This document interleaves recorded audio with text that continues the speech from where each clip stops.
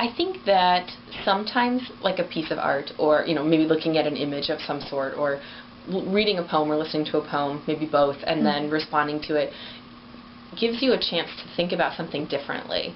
I've had really cool moments where, especially around images, because the first thing I think of is words when I imagine doing something with reflection, either saying them, reading them, writing them. But with an image, for example, it's something that's totally outside of what I often interact with. I'm not looking at pictures or pieces of art or something that often in my work.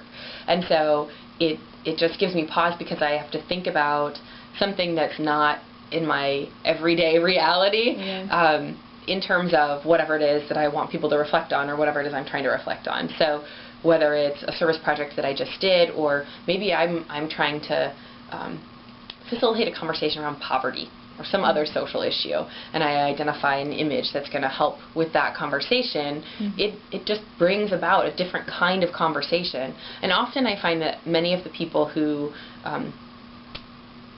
engage in a service activity are not they're similar to me. They're not engaging with a piece of art or a photo or something regularly either. Often it's more words, and so it tends to be a little bit surprising. And you can look at an image though and understand a lot about it just from viewing what's happening in it without knowing the context, without knowing what the artist was trying to elicit, like that kind of thing.